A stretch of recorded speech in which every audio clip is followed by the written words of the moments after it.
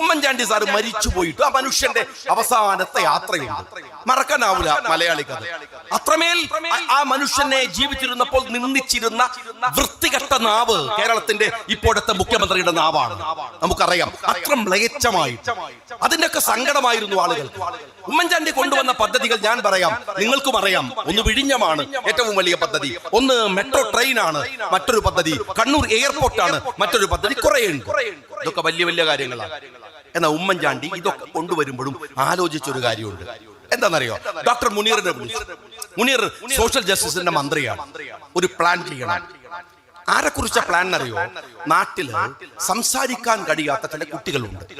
ഈ കമ്പളക്കാട്, ഞാനത് MLA ആയിരിക്കുമ്പോ ഇവിടെ UDF കോൺസ്റ്റിറ്റ്യുവൻസി അല്ല എന്ന് എനിക്ക് ഓർമ്മയുണ്ട്. എന്റെ അടുത്ത് വന്ന ഒരു കുഞ്ഞുണ്ട്, കോക്ലിയർ ഇംപ്ലാന്റേഷൻ.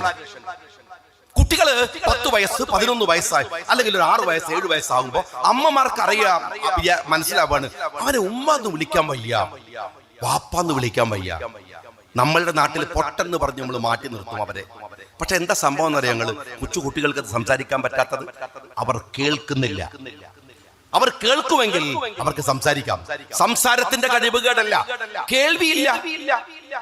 കേൾവിയില്ല അവർക്ക്.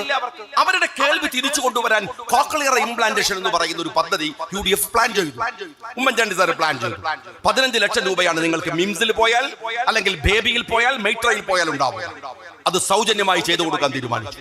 ഞാൻ എന്റെ കോൺസ്റ്റിറ്റ്യുവൻസിയിൽ നിന്ന് 2 കുട്ടികൾക്ക് കോക്ലിയർ ഇംപ്ലാന്റേഷൻ ചെയ്തു. ഞാൻ പലപ്പോഴും പറയാറുണ്ട്, എന്റെ കോൺസ്റ്റിറ്റ്യുവൻസിയിൽ 10 കൊല്ലം കൊണ്ട് ഞാൻ 400 ചില്ലാണ്, എനിക്ക് അവിടെ പോർട്ടൊക്കെ ഉള്ളത് കൊണ്ട് കോടി വികസനം കൊണ്ടുവന്നിരുന്നു. ഉമ്മൻചാണ്ടിയുടെ ഗവൺമെന്റ് വാരിക്കോരി തന്നിരുന്നു. എന്നിട്ട് ഞാൻ പലപ്പോഴും പറയാറുണ്ട്, 400 ചില്ലാൻ കോടി ഇവിടെ വികസനം അല്ല. എന്റെ മുമ്പിൽ കാണുന്നത് ആ 2 മക്കൾ അമ്മ അച്ഛൻ എന്ന് വിളിക്കാൻ അവർക്ക് കഴിയുന്ന ആ സൗഭാഗ്യം ഉണ്ടല്ലോ, അതിനേക്കാൾ അപ്പുറമല്ല ഒരു വികസനവും.